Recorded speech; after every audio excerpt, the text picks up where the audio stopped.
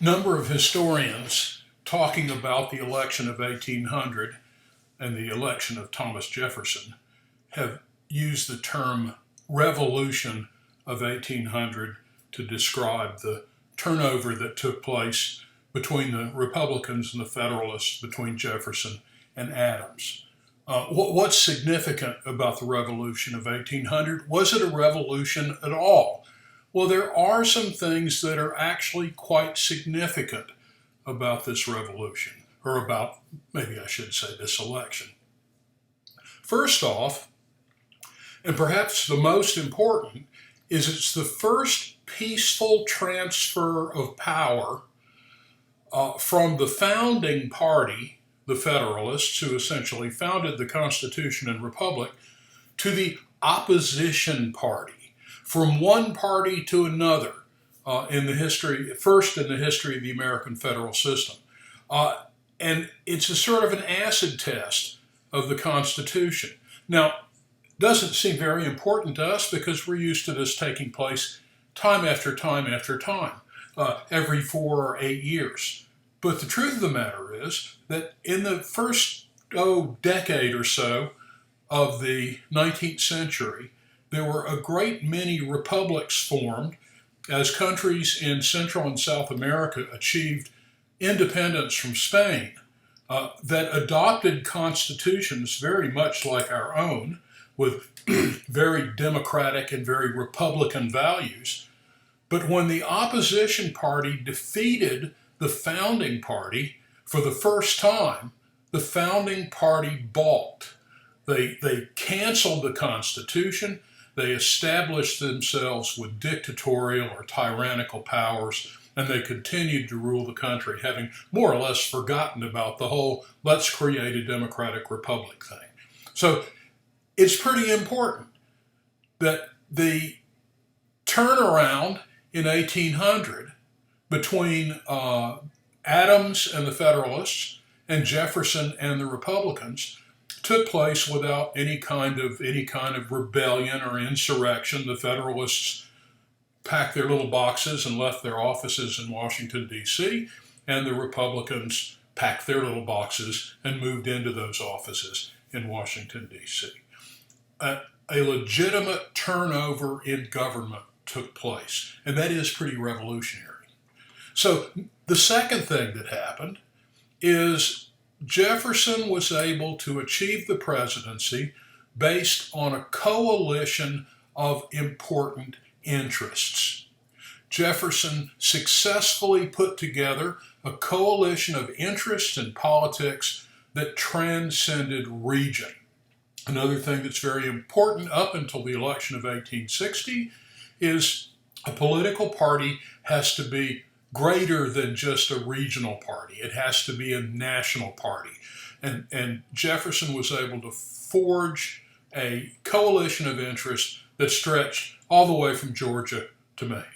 So that's the second thing. Successfully created a coalition of interests. The third thing that's important is the Jacksonian Democrats were able to forge an alliance between New York and Virginia. It's often called the New York-Virginia Alliance, that would stand the test of time until regional issues became unavoidable. New York and Virginia had the largest populations by this stage in the game. They had the most influence in the nation, Virginia in the south and New York in the north. And he was able to create a party that essentially spanned those interests and created an alliance of those states. So the New York-Virginia Alliance. This alliance, as we're going to see, becomes a precedent of sorts in American history up until the 1850s, a recipe for political dominance. Another important element of the election of 1800 was that Thomas Jefferson and his party learned the secret of public opinion in a republic, something the Federalists were never able to do. I talked about this when I talked about the Jay Treaty, that the optics were wrong for John Jay. Well, Jefferson and his Republicans realized that the political success of a political party, a national political party in the United States, was based on public opinion, based on the common man. That's a lesson that the Federalists never learned, and that the Republicans did learn, but as we're going to see, within a couple of decades, would forget.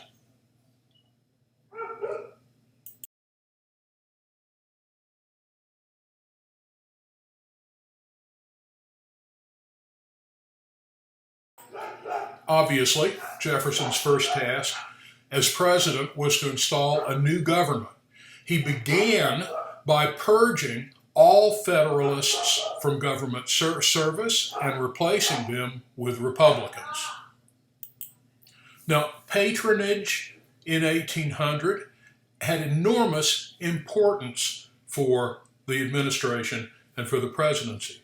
There were literally tens of thousands of appointments that the president had to make, all the way from his cabinet, Secretary of State, Secretary of the Treasury, all the way down to local postmasters.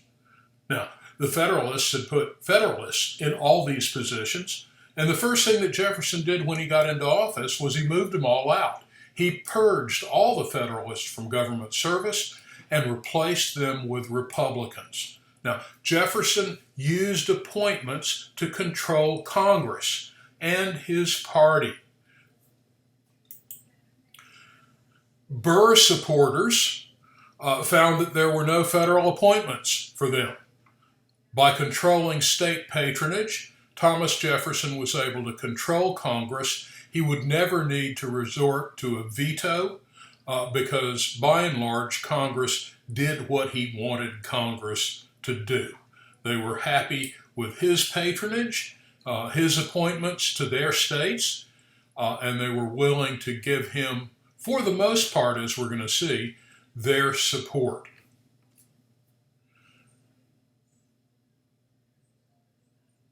The dire warnings by Federalists that Jefferson would destroy or replace the Constitution, well, never came to pass.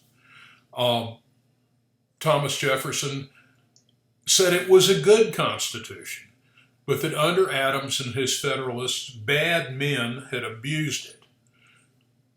Jefferson believed that he had an obligation to replace those bad men in the civil service with good men. He also targeted the federal judiciary. Now remember, there had been a lot of chicanery going on, skullduggery going on during the Adams administration. Adams had appointed a great many judges, some of whom he appointed literally minutes before going out of office on midnight on March the 3rd. So Jefferson believed that he needed to cut through the Federalist judiciary and take some of those judges out.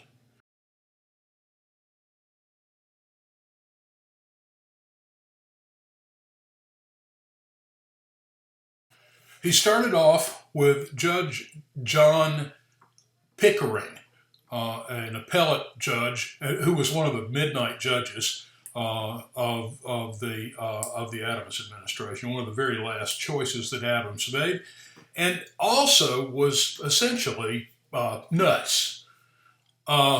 Pickering had made some dreadful decisions from the bench. He had been accused, probably justly, of being drunk and disorderly on the bench. He had been a subpar jurist, to say the least. And so Jefferson was able to get the Republican majority House of Representatives to pass articles of impeachment against Pickering, and the Senate convicted Pickering, and he was kicked off the bench. Now, having successfully taken out Pickering, which probably really wasn't all that difficult given who Pickering was and how he behaved, Jefferson turned his sights on Samuel Chase. Now, Chase was also a midnight judge, but he wasn't nuts. In fact, he was a very prudent and very well-respected member of the United States Supreme Court. Jefferson's attempt to remove Chase was completely unsuccessful. The House refused to indict him, so the Senate never tried him, and Chase continued to sit on the Supreme Court. Thomas Jefferson didn't try to take out any further Federalist judges.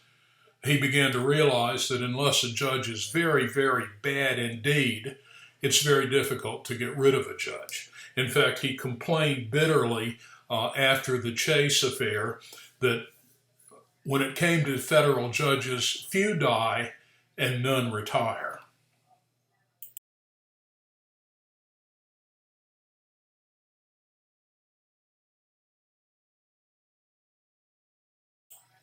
Jefferson also believed very firmly in the federal government reducing its deficits and reducing its spending. Thomas Jefferson decided to reduce government expenditures. He closed several American diplomatic posts. He began to pay off the national debt, which had risen under Adams. He canceled and cut all existing taxes except for tariffs, and also canceled a great many Navy contracts. Remember, Adams was building ships during the quasi-war with France. Jefferson was especially concerned about the maintenance of a large and powerful Navy. Such things were very expensive, and Jefferson argued they only benefited merchants and manufacturers, not farmers. Jefferson believed that a great navy wasn't necessary for an agrarian republic. He proposed the construction of a large number of gunboats that could be used as a defensive force to protect American waters. Jefferson felt that the United States didn't need any large ships of the line because it didn't need to be doing any fighting abroad. He felt that the United States needed a naval militia that could be recruited quickly in times of danger. The project was a complete and utter failure. Many of the boats in Jefferson's Mosquito fleet, as it was called, were unseaworthy. Of several dozen built, only some 8 were ever used, and they were used to transport troops rather than to defend American waters. A big problem was that in the age of sail, sailors have to have skills that are necessary to make ships run. All in all, a civilian naval militia was a pretty silly idea. Most of the Mosquito fleet rotted in American ports. The 8 that were actually used were used as troop transports in the war with Tripoli and were hauled by United States men of war.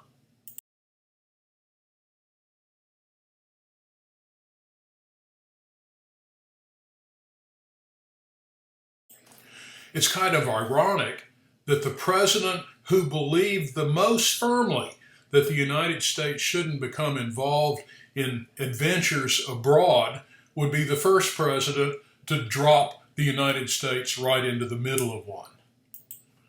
The rulers of Algiers, Tunis, and Tripoli on the coast of North Africa were pirates and had been pirates forever. Their little kingdoms made their living by plundering commercial ships and selling the goods in the East. By about 1750, the governments of most European countries paid these kingdoms tribute to leave their ships and merchants alone. In other words, many of these pirates had moved sort of from what we would call piracy to the protection racket. The federal government had adopted the same policy. Under both Washington and Adams, the United States had literally paid tribute to these pirate principalities in order to have their shipping left alone. Jefferson felt that the payment of tribute was too costly and embarrassing, humiliating to the United States government. He decided to end this system by a simple show of force. Between 1802 and 1805, an American squadron defeated the Tripolitanian pirates, or the Barbary pirates, as they were often called, and the United States government secured a peace treaty with Tripoli that provided for peace without tribute. With the outbreak of the War of 1812, the Barbary pirates decided to challenge the United States again. The United States government was unable to react until the British were defeated, but until in 1815, an American naval force under Commodore Decatur, it's the fellow up there on the right, attacked and took Tripoli with a brilliant marine landing. The pirates surrendered and never troubled American shipping again.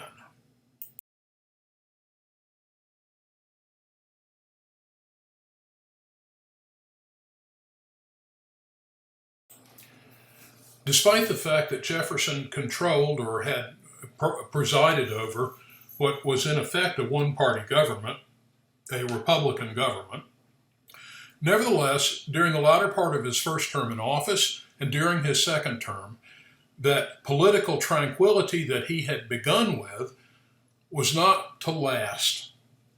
His second administration especially was riddled by factional strife and political intrigue within his own political party.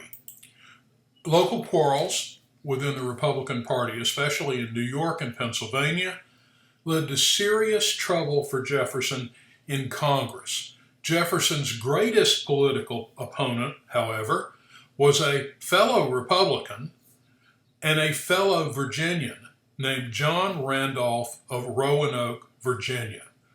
Randolph led a small but noisy group of anti-administration Republicans in the House of Representatives. Randolph was one of the first real characters in Congress.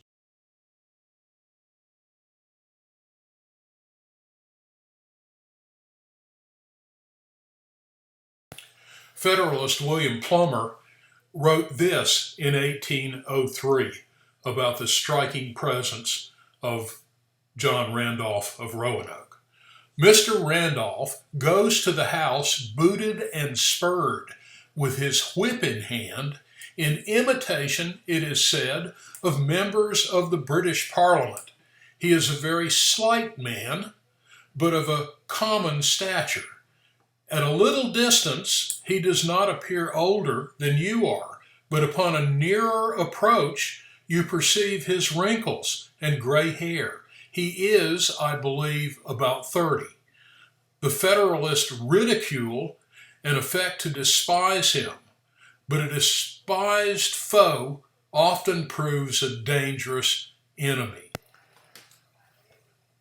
His talents are certainly far above mediocrity. As a popular speaker, he is not inferior to any man in the House. I admire his ingenuity and address, but I dislike his politics. Now, if you look at the picture on the left, you'll also notice he's surrounded by his hunting dogs. John Randolph was said to walk up and down the floor of the house, cracking his little crop whip on his leg, with his hunting dogs jumping and bounding around him. In fact, when members of the Republican establishment decided to punish Randolph, they passed a rule of the House of Representatives that said no dogs are allowed in the House. And in fact, that is the case even to today. Now, the complaint of Randolph's followers, who called themselves the Tertium Quid, was that Jefferson essentially had given up the very strict interpretation of the Constitution that he had started the party over, and was becoming a Federalist. They complained about Jefferson's expansion to the west. They complained about some of his spending. They complained about the Barbary War. Anything that smacked of loose construction of the Constitution, anything that smacked of foreign adventure or American expansion, this tertium quid Republican faction fought against, with John Randolph right in the lead. Whip and dogs and all.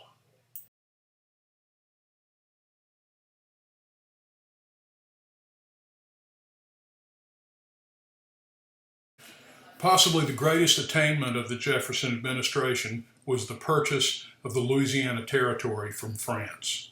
Now, Jefferson wanted to acquire the east bank of the lower Mississippi River, but he wasn't really in much of a hurry when he first came into office. It belonged to a weak and conciliatory European power, Spain, so he could safely wait. But France reacquired the territory from Spain by a secret treaty. Now, a powerful nation held the fate of American Western trade in its hands. Although technically France owned the port of New Orleans, it was still administered by the Spanish. The United States engaged in a sort of leisurely period of talks with France on the subject until Spain closed the port of New Orleans to American trade. Now, this was extraordinarily important because folks who lived on the Ohio and upper Mississippi River would use the port of New Orleans to sell their whiskey and timber and furs. They would in the spring, they would build big flat barges from new timber, and they would put their whiskey and furs on the flat barges and get in the barge and float down the Ohio or upper Mississippi River, down the Mississippi to the port of New Orleans. When they got there, New Orleans needed the lumber, and so they sold the flat barges, they sold their whiskey, they sold their furs. The whiskey was carried up along the eastern seaboard to sell to Americans, and then they bought horses and went back home. This was the sort of heartbeat of Western trade during the period from around 1800, or really probably the late 1790s, all the way up and into the 1840s and 50s. So New Orleans was a very important port. And as long as Spain held it, Jefferson wasn't too worried until Spain closed the port of New Orleans to American shipping. Now remember, New Orleans actually belonged to France, and Napoleon had plans for his territories in Louisiana that began in the Caribbean, began in the Gulf of Mexico, and went all the way up into Canada. What Napoleon wanted to do was create a Western empire. He had already created an Eastern empire in Europe. Now he wanted a Western empire. He believed that the North American territories belonging to France could be used for French settlers with slaves to raise corn and other kinds of foodstuffs. And that food then could be used in the Caribbean where slaves would produce sugar. Sugar was a luxury good in the 17 and early 1800s. Sugar took up nearly 80% of the French treasury. Nearly 80% of France's wealth was based on Caribbean sugar. And Napoleon wanted to conquer all of the Caribbean islands, all of the sugar islands, and create a sugar empire fed by French settlers in La Louisiane. Now, in order to achieve this goal, Napoleon built a large fleet, put an enormous army together. The army was supposed to go mostly to America, to North America, where it would help set up this large food-producing colony. But as the army was leaving, as his fleet was leaving France, he heard that there had been a revolution in Haiti.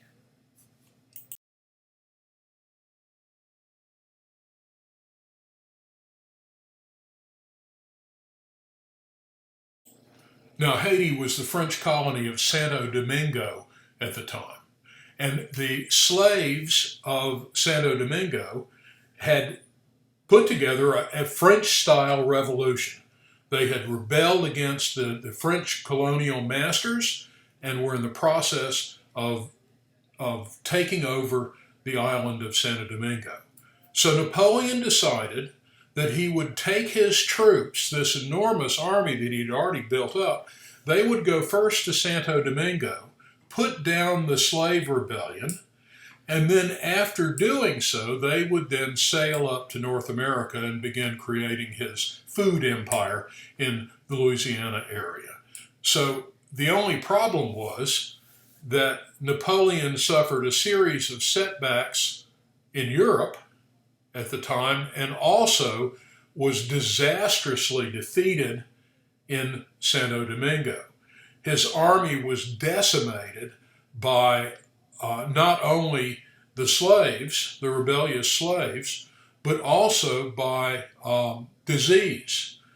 And so, left with a small army and more problems in Europe, Napoleon decided that he would sacrifice his Western Empire in order to reconsolidate his power in Europe. His drive for world domination would just have to be put on the back burner while he took care of business at home.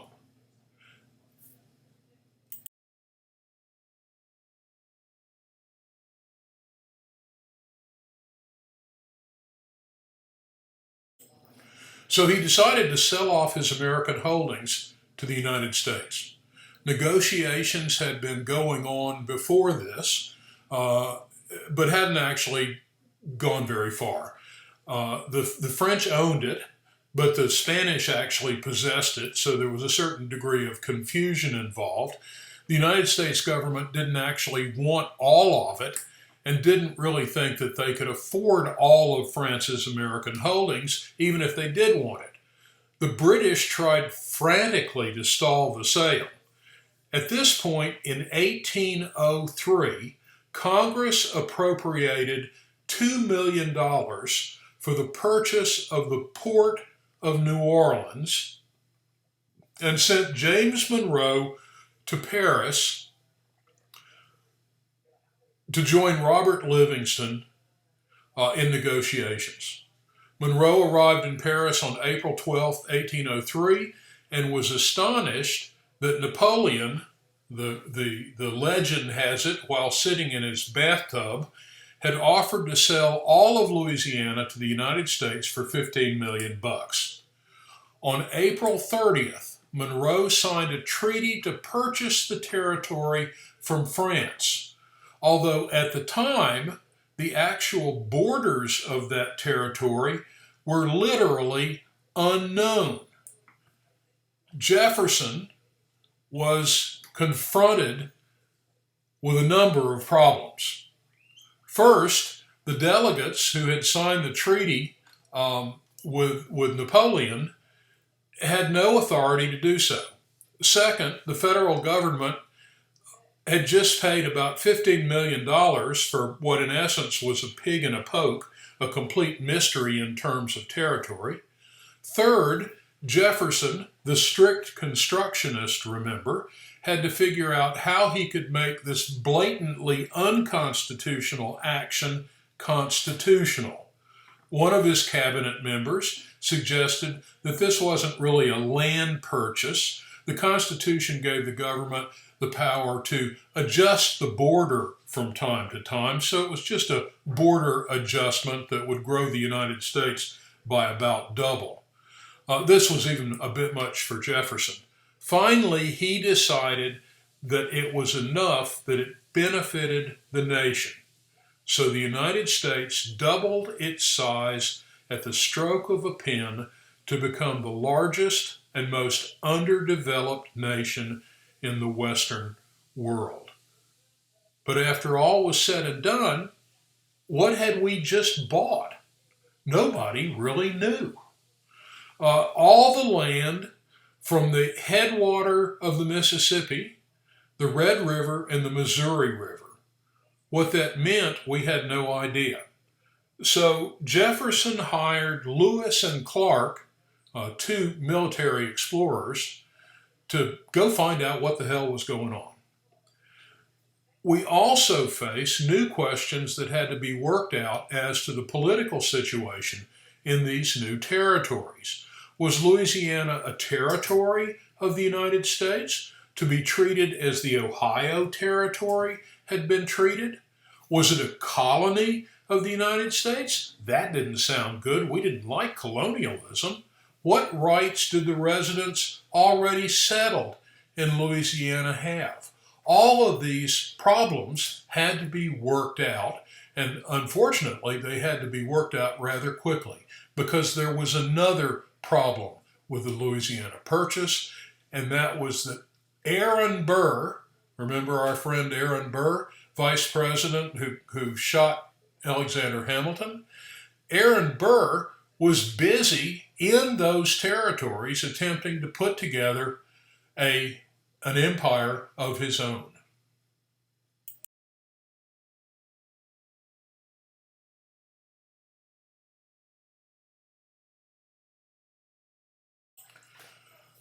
We owned Louisiana, but could we keep it? Louisiana was certainly large enough to be a viable nation all by itself. Two people who seemed to have that thought were Aaron Burr and James Wilkinson. Burr, you've already met. Wilkinson was a United States general. He was the poorly paid governor of the new Louisiana Territory. He was also a double agent, spying on the Spanish for the United States and spying on the United States for the Spanish. Burr ceased to be vice president in 1804. He was under indictment for killing Alexander Hamilton. He went west. Burr and Wilkinson met and concocted a scheme for Louisiana. We don't know exactly what they planned.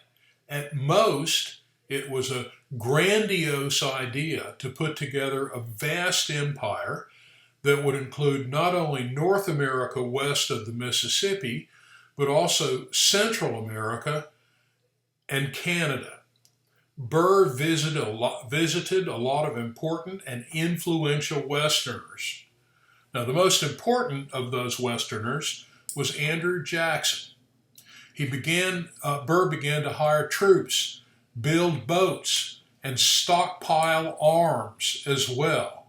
We don't know exactly what he told Jackson, but whatever it was, Jackson pondered the offer, liked the idea, and assumed that it was really Jefferson behind it. He wrote a letter to Thomas Jefferson and said what a great plan it was that Burr had told him about. By 1806, more information had begun to leak about Burr's activities. Wilkinson was in command of the army, so at first he stalled, then finally decided better Burr than him and betrayed Burr, who was captured in Mississippi by United States Marshals. Now, Burr is probably lucky that Wilkinson didn't capture him, because had Wilkinson managed to arrest him, Burr probably would have been shot while trying to escape, if you know what I mean. Burr was hailed to Washington and tried for treason.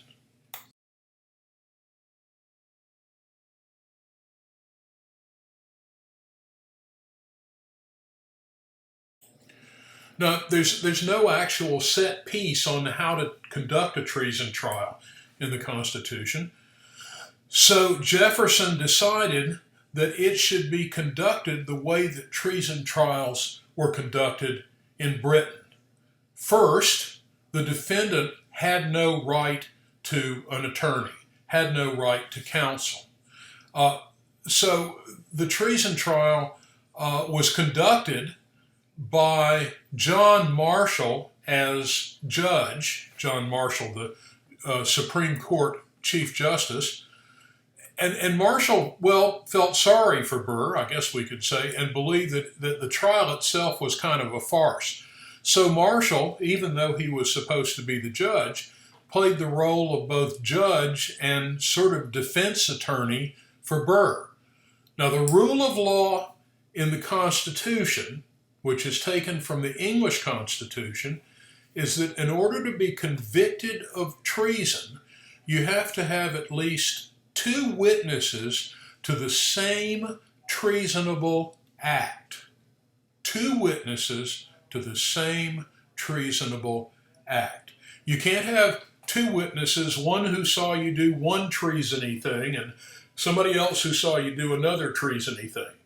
You have to have two or more witnesses to the same specific act of treason. Ironically, this made conviction impossible because no two witnesses could be found who would witness or would bear evidence to the same particular treasonable act. Burr walked. Jefferson then had him arrested on a charge of state treason in the state of Virginia. Marshall bailed him out, but by this time, Burr's beginning to get the message that the U.S. is probably not a very healthy place to be. And so Marshall actually helped him escape to leave the United States and go abroad. He returned many years later. We know this because he appears in New York City practicing law, marrying in his 70s and fathering two children. And then in his 80s, his wife sued the old scoundrel for divorce on grounds of adultery. And that's the last we know about Aaron Burr.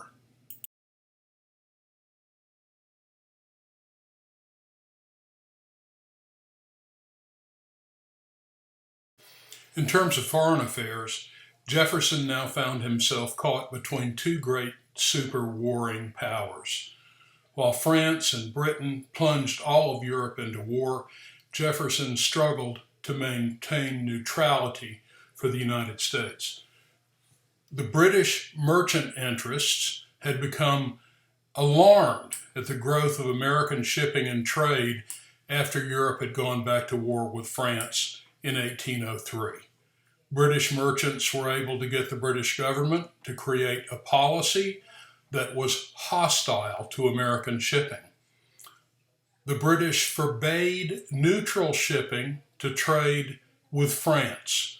They also made it difficult for neutral ships that attempted to land in French ports, which was most of the ports on the Atlantic seaboard, or go to neutral ports in Europe or the West Indies. Finally, in 1807, the British Navy blockaded all neutral ports in Europe and refused to fly the British flag. This policy was designed to force neutrals to trade only with Britain. British interests would then have a monopoly on trade with the European continent. The British also persisted in attempts to apprehend deserters from the British Navy. British warships stopped and searched American vessels on the high seas and removed suspected deserters. The Chesapeake incident is an example, a really egregious example. In June of 1807, a British warship, the HMS Leopard, ordered the American naval ship, the Chesapeake, to stand to for boarding. The captain of the Chesapeake refused, and the Leopard fired on the Chesapeake. After receiving fire, the American ship was forced to comply. At that point, British Marines boarded the Chesapeake and carried off about 14 American merchant sailors. The British claimed that they were British deserters, but they had no proof. And while the stunned sailors on the Chesapeake stood and watched, these impressed seamen were given lashes by the British on the Leopard. The captain of the Chesapeake, when he returned to port in the United States, even claimed, with some justification, that this had taken place in American waters, that they weren't even in international waters when the attack had taken place. The United States was outraged. For a British naval ship to treat a neutral vessel in this manner was an act of war. To make matters worse, the incident had taken place in or very near American waters. The incident prompted Jefferson to change United States policy.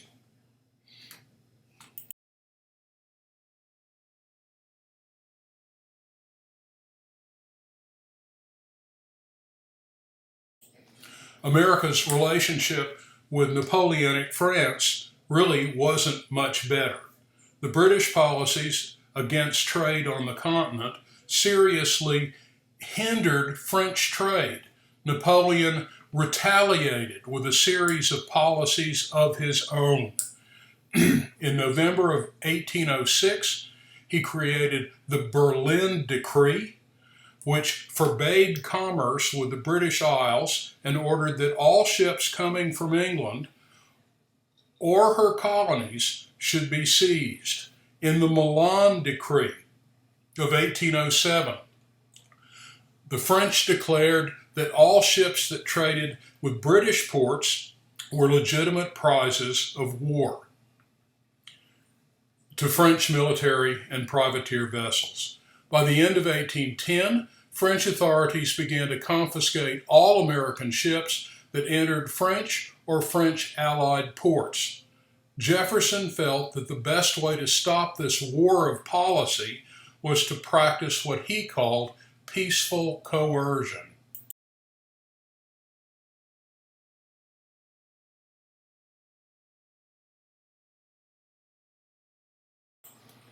Jefferson believed that the best way to stop the war of policy was to practice peaceful coercion.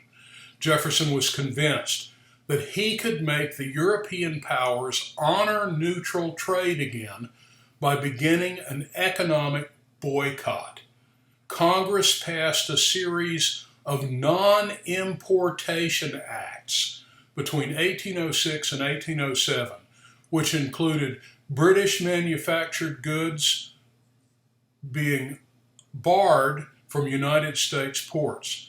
After the Chesapeake incident, Congress passed the Embargo Act. This act placed an embargo on all foreign commerce. The act was hated in New England. New England merchants protested what they called Jefferson's dumbargo. Nevertheless, the embargo remained in effect until 1809. It aroused more protests from New England merchants than it did from the French or the British commercial interests, though. After the repeal of the Embargo Act, Congress passed the Non-Intercourse with Great Britain and France Act in 1809. This act opened up trade with all countries except Great Britain and France. The problem was, though, that by 1809, the only nations in Europe that weren't part of Napoleon's empire were British allies and were eager to keep Britain happy. So there wasn't much of anywhere American trade vessels could go. As we'll see, this problem would continue into the presidency of James Madison.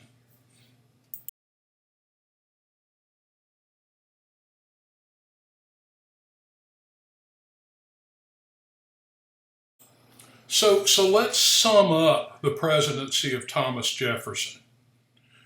Jefferson did a pretty incredible job.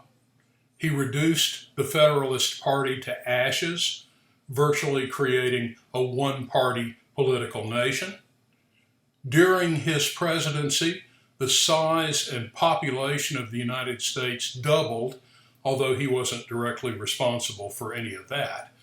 He dedicated the nation to continental territorial expansion. Manufacturing boomed primarily as a result of the embargo, which both created a demand for American-made goods and moved investment capital out of international shipping and into domestic industry. He kept the United States out of war, with the exception of the Barbary incursion. He presided over a period of nationwide prosperity. Ironically, he went a long way to expand both the power and the legislative role of the president. Thomas Jefferson used party organization and patronage to control Congress. He had a legislative program, and he exerted party leadership to push his agenda through Congress.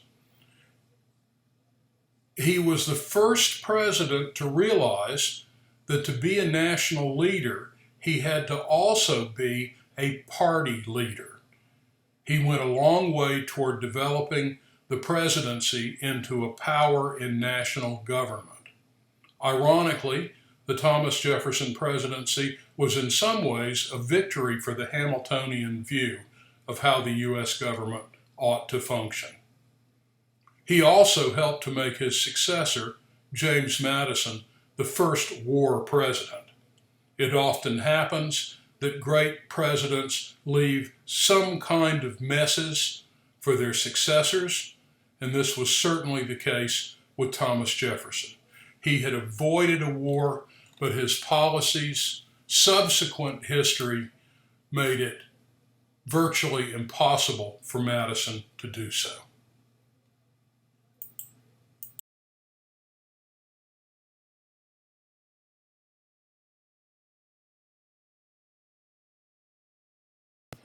In 1809, James Madison succeeded Jefferson to the presidency. Madison hoped that the United States could negotiate its way out of commercial difficulties with the European powers. The British minister in Washington, David Erskine, convinced Madison and Secretary of State Robert Smith that Great Britain would rescind her policies if the United States would reopen trade. Accordingly, Madison reopened trade with Britain. As it turned out, the British government repudiated Erskine's agreement. Madison was forced to restore non-intercourse with Britain. All that the Erskine fiasco really did was worsen U.S.-British relations.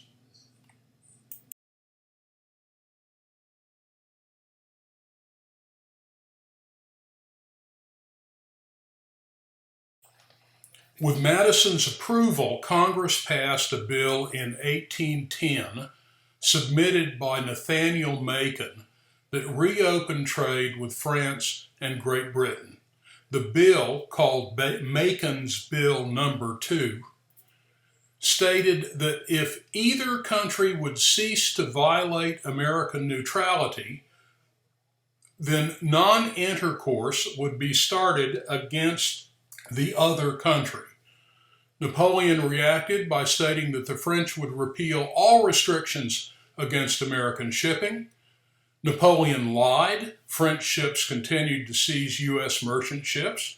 French ports in Europe and the Indies continued to stay closed to American shipping. But Madison, naturally hostile to Britain and badly stung and humiliated by the Erskine fiasco, reacted to the announcement by restoring the boycott against Britain. Within a few months, Madison severed diplomatic relations with Great Britain altogether in mid-1811. Ironically, a few months later, the British Foreign Secretary announced the immediate repeal of all restrictions on American trade, but not impressment. The change in policy was brought about when British merchants, losing money because of the American boycott, complained to Parliament, that the American trade had to be reopened.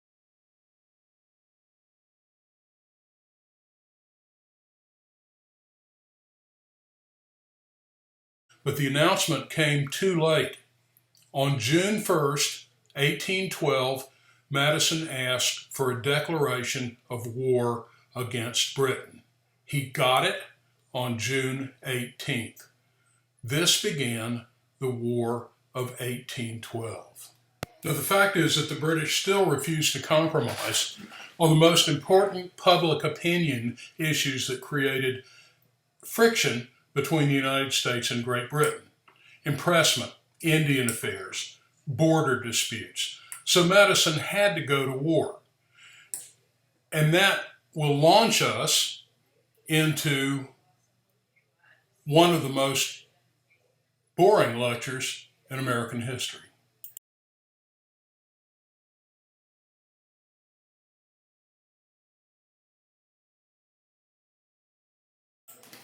The War of 1812 causes impressment, Indian affairs, forts, British forts on the Ohio frontier, war hawks who wanted to annex Canada. There was some opposition, but not much. Federalists said that Madison was on the French payroll. A lot of what caused the war was essentially a residual revolutionary attitude. Americans must and will be independent, never a satellite of any other nation. As always, the United States entered the war unprepared. We had an army of about 6,000 soldiers and a navy of about 18 war-class ships. The British had 250,000 men in arms and 600 war-class ships. Most of our army was in the West, on the frontier, fighting Indians, and most of the war would be fought primarily on the East Coast. The best militia units were on the frontier fighting Indians, and were thus unavailable. The second best was the militia of New England, but the anti-war movement in New England prevented them from really doing much of anything in the war. The governors of Massachusetts and Connecticut even refused to call up the state militia for the war. The events. Britain occupied much of Maine. They burned Washington after the brave local militia broke and ran before the first shot was even fired. The American defense of the capital collapsed so quickly that British officers occupied the deserted White House and found the president's dinner set and warm when they arrived. Managed to eat a very nice meal, and then while enjoying their after-dinner drinks, they attempted to burn the White House. It got its name from the whitewash used to disguise the burn marks. The British Navy successfully blockaded the eastern seaboard and suppressed American trade. But there are a few interesting firsts in the war. This is the first war in which canned goods for rations were used on both sides. An American invented the floating mine, the anti-shipping mine, basically a big garbage can filled with black powder that was pushed up against British ships by Americans in rowboats. They were pretty effective until the British started carrying American prisoners of war on their ships, at which time the use of these things stopped. The war began with wild enthusiasm until Americans began to realize that it was real, that people were getting killed, and that the United States really wasn't doing very well. Then the war fever soured in a number of areas, especially New England, where support for the war was never more than lukewarm at best. The height of New England opposition occurred with the Hartford Convention of 1814-15. Disillusioned, New England Federalists demanded that their states be let out of the war. Now, they were terminally embarrassed by all of this because they made their demands public. Their petition was circulated in American newspapers all over the country just about the same time that news broke of the Battle of New Orleans. The War of 1812 causes impressment, Indian affairs, forts, British forts on the Ohio frontier, war hawks who wanted to annex Canada. There was some opposition, but not much. Federalists said that Madison was on the French payroll. A lot of what caused the war was essentially a residual revolutionary attitude. Americans must and will be independent, never a satellite of any other nation. As always, the United States entered the war unprepared. We had an army of about 6,000 soldiers and a navy of about 18 war-class ships. The British had 250,000 men in arms and 600 war-class ships.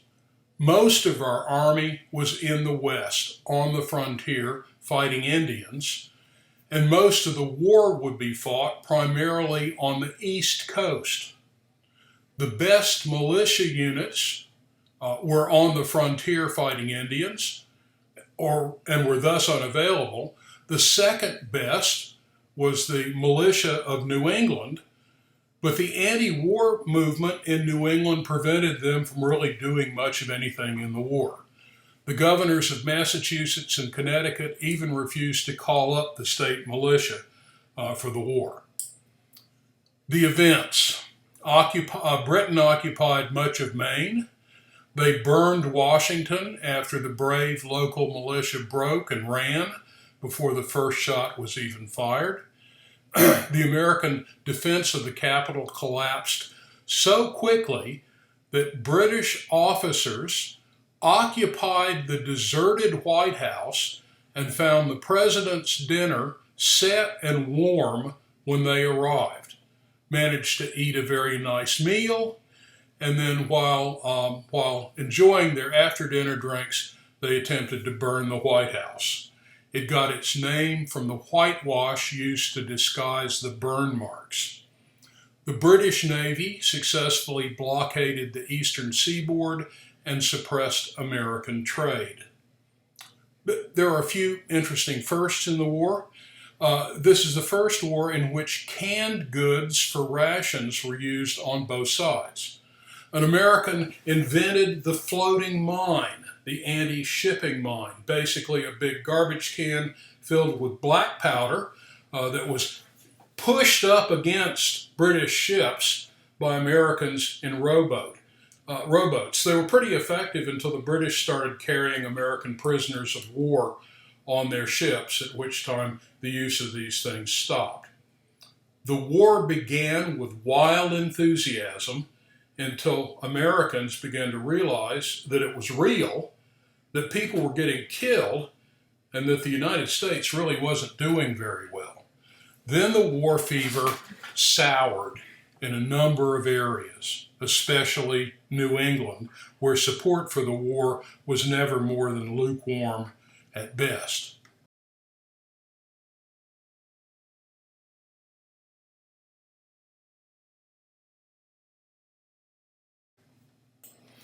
The height of New England opposition occurred with the Hartford Convention of 1814-15. Disillusioned, New England Federalists demanded that their states be let out of the war. Now, they were terminally embarrassed by all of this because they made their demands public. Their petition was circulated in American newspapers all over the country just about the same time that news broke of the Battle of New Orleans. Americans.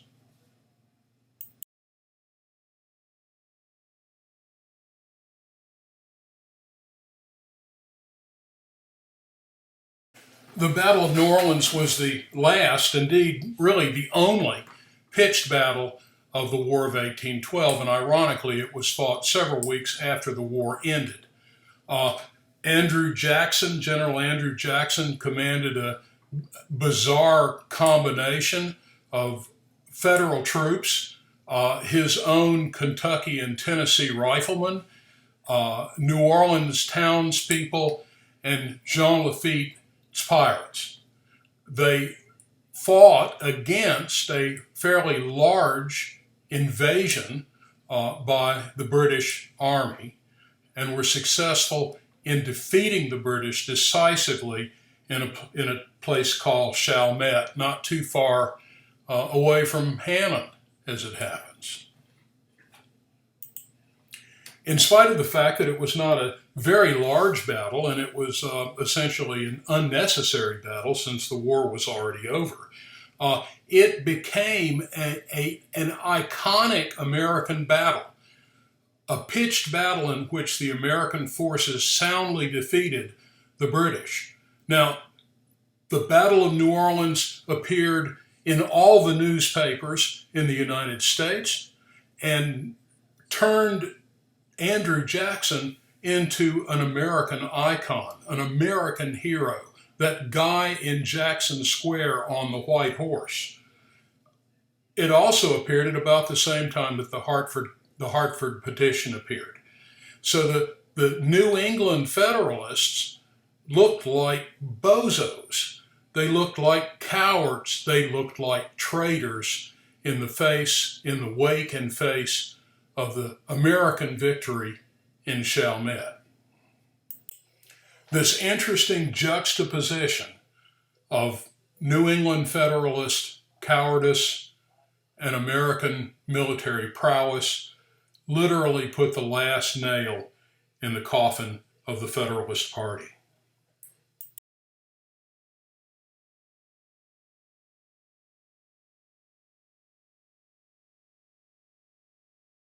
On December 24th, American and British diplomats meeting in the town of Ghent in Belgium, 1814, signed a peace treaty giving the United States pretty much everything that they had demanded. The British were not particularly worried about the United States, but Napoleon had recently broken free and had raised another French war machine. Ironically, this treaty would begin a very long-term friendship between the United States and Great Britain. Napoleon was much more worrisome to both the British and the Americans, so the British were willing to make peace with the United States on very favorable terms and looking toward a sort of a long-term Anglo-American friendship so that their hands would be free to fight Napoleon. Now, Madison always gets less press than Jefferson. It's probably not very fair. Madison didn't suspend the Constitution to stifle criticism as Adams had. More or less during the quasi-war with France, Madison won the war, didn't get much out of it in the short run, but it certainly has become a long-term Anglo-American friendship. The victory was a big morale boost at home. We had established credibility as a world power and established our right to economic independence. Our trade was never again dictated by an outside power. At the end of the war, Britain cut her Indian allies loose. Without British support, the Indians were easily smashed by a veteran American army. The end of the war marks a high watermark of American nationalism. It is the birth of a period in our history called the era of good feelings, an era in which there is only one political party and no real party strife from 1814 to 1824, nearly a decade. It also marks an interesting shift in focus among Americans. Until 1816, we tended to look east to the seaboard, where our population was concentrated, where our trade with Europe was. After the war, Americans began to look west and would continue to do so for much of the rest of the century.